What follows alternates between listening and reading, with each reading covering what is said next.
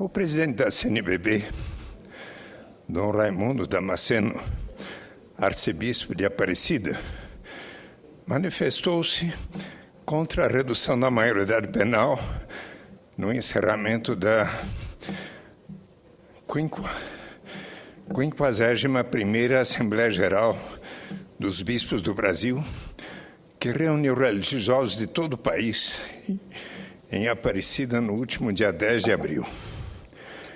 Afirmou que o Estado precisa atacar as causas do problema que levam jovens a cometerem delitos. Ressaltou: precisa abordar o tema de maneira mais ampla, identificar suas causas que se encontram, sobretudo, na desagregação familiar, na falta de oportunidades para esses adolescentes, na insuficiência de políticas públicas por parte do Estado, na banalização da vida, no narcotráfico que recruta esses jovens e na falta de segurança. Reduzir a maioridade penal é simplificar os problemas que provavelmente não serão resolvidos. Dom Raimundo Damasceno está com toda a razão, pois nestes primeiros anos do século XXI, em que o crack se torna um terrível fenômeno nacional, o que acontece é o seguinte: cada vez mais adolescentes pobres fazem uso dele, primeiro porque é o mais barato dos entorpecentes, por ser o lixo da cocaína. Causa mais rapidamente a sensação de prazer que o jovem abandonado emocional, financeiro ou afetivamente sente. A falta de esperança de um futuro como elemento excluído da sociedade e a impossibilidade de ter uma educação de qualidade torna corriqueiro o seguinte fenômeno: os traficantes adultos usam adolescentes como aviões para esse trabalho, tirando-lhes o resto da humanidade que possuíam e transformando-os em seres frios e desumanos que não se apegam a coisa alguma. Para eles, não faz a menor diferença entre passar crack aos 16 anos, se a maioridade penal for aos 18, aos 15, se ela for aos 16, aos 14, se for aos 15 e assim por diante. O que mostra que reduzir a maioridade penal não só é desanimador, como induz o adolescente a cometer crimes cada vez mais graves devido à impunidade da qual tem certeza, transformando-se assim de mero aviãozinho para consumidor cada vez mais contumaz de crack e a seguir de outras drogas. Esta escalada vai até o latrocínio, o homicídio, seguido de roubo, que é o crime mais hediondo. Como foi o caso divulgado por todas as mídias brasileiras e internacionais do jovem Victor Dippmann, de 19 anos, assassinado em frente à sua residência no dia 9 de abril, sem reagir ao assalto e entregando seu celular ao infrator menor de 17 anos, que completaria 18 anos 3 dias depois. Os países avançados estão aumentando a idade penal ao invés de diminuí-la, conforme Dr. Márcio Vidal, secretário da Comissão dos Advogados Criminalistas da UAB. Diz ele, a Alemanha restabeleceu a maioridade para 18 anos e o Japão aumentou para 20 anos. A tendência é combater com medidas socioeducativas, incluindo esses adolescentes em atividades lúdicas, esportivas e culturais ou de ensino técnico e fundamental, para poder prepará-los para um futuro que tenha alguma luz no fim do túnel. Os adolescentes incluídos em programa desses tipos têm menos probabilidade de entrar no caminho da droga, porque afetivo, comunitário e educacional, para evitar que caiam num poço sem fundo.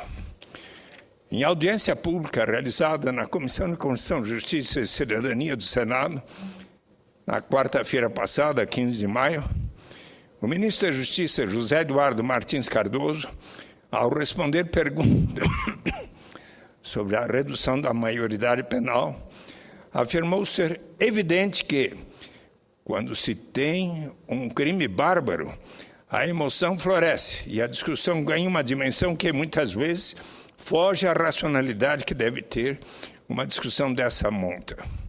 Porém, para o ministro José Eduardo Martins Cardoso, a questão está mal colocada, porque a Constituição da República é clara ao definir que a redução da idade não pode ocorrer, conforme entende a maioria dos juristas brasileiros, em virtude de ser uma garantia protegida por cláusula pétrea. Nenhuma emenda constitucional poderia mudar esse quadro, pois ela seria julgada como inconstitucional. O artigo 228 da Constituição diz: são penalmente inimputáveis os menores de 18 anos, sujeitos às normas da legislação especial. O artigo 60 da Constituição, que trata das emendas à Constituição, no parágrafo 4º, cuida das chamadas cláusulas pétreas, ou seja, aquelas cláusulas que não podem ser modificadas por emenda constitucional.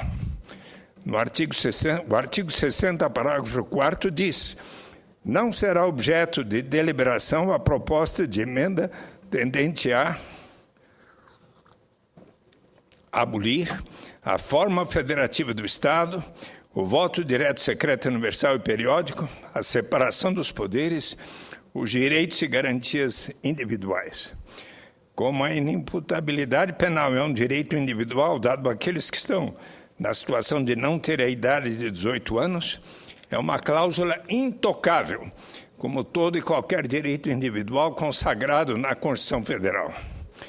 Uma visão superficial, como a das pessoas submetidas a fortes traumas, seria a favor da redução da maioridade penal, reduzindo-a aos 16 anos, mas uma visão mais profunda, como a que estamos vendo, mostra que, além de ser inconstitucional, é prejudicial tanto para a sociedade como para o adolescente de 16 anos, que se verá inserido no meio de um ambiente criminal que pode influenciá-lo para sempre, piorando cada vez mais suas condições, que vão se deteriorando progressivamente. Ao invés de melhorar o ambiente prisional, tende a educar o adolescente para crimes cada vez mais pesados. Leis não podem ser feitas sob a forte pressão da dor, mas têm que ter a maturidade de uma visão solidária e, ao mesmo tempo, isenta de grave emoção. Esta medida é, no mínimo, paradoxal. Em nenhum dos casos pode-se ter unanimidade e, em ambos, os argumentos prós e contras são muito fortes. Se reduzir a criminalidade vai aumentar e se elevar, como o caso do Japão, a sociedade se revoltará. Que atitude tomar? Daí afirmarmos que este é um dos casos mais paradoxais que já vimos. Só temos uma saída: educação. Para entender a realidade vivida por muitos de nossos jovens, temos que olhar o outro lado, como é a cabeça daqueles que foram abandonados na infância. Para isso, quero primeiro também dizer que, para se ter a devida oportunidade de educação, é preciso se dar as condições de sobrevivência digna a cada pessoa. Daí porque, ao lado da educação, precisamos também instituir para valer o que já o Congresso Nacional aprovou, o presidente Lula sancionou em 8 de janeiro de 2004, prevista para ser instituída passo a passo, priorizando-se os mais necessitados primeiro, até que um dia tenhamos a renda básica de cidadania. Mas, como é a cabeça daqueles que foram abandonados na infância, para isso estou aqui transcrevendo a música, e vale a pena, se puder a presidenta me permitir, eu ler a Vida Louca, dos Racionais MCs, na parte 2. Nessa música aparecem duas almas, a de um pobre revoltado contra a vida cotidiana, que é incrivelmente insatisfatória, e outra do mesmo pobre, voltada para os desejos de salvação que todos os seres humanos trazem. Diz a música de Mano Brown, dos Racionais MCs: firmeza total, mais um ano se passando, graças a Deus a gente está com a saúde, aí morou. Muita coletividade na quebrada, dinheiro no bolso, sem miséria, e é nós. Vamos brincar.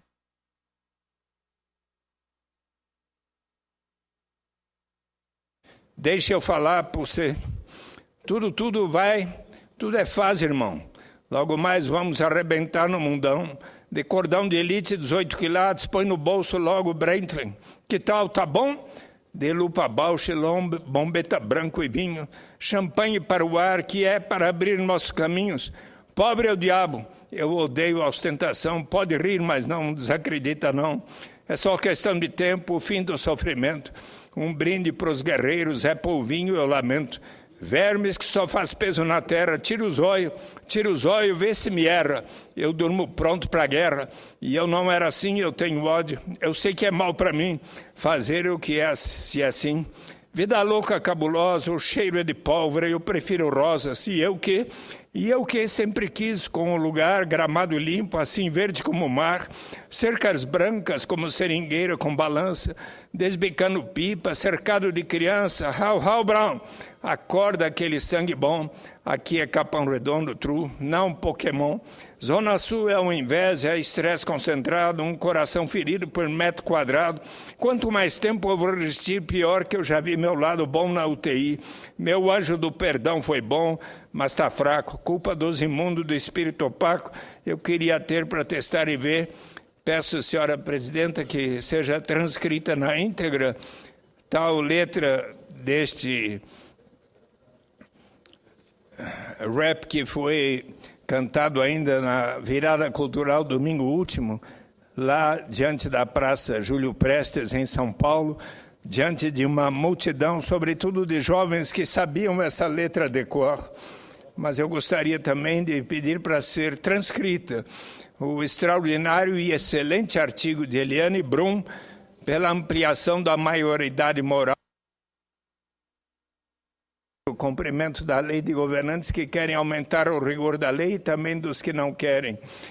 Eliane Brum dá uma lição formidável de lucidez e por isso peço respeitosamente que seja transcrita como parte de meu artigo, do meu pronunciamento, esse excelente artigo de Eliane Brum, publicado em 22 de abril último na revista Época. Muito obrigado, senhora presidente.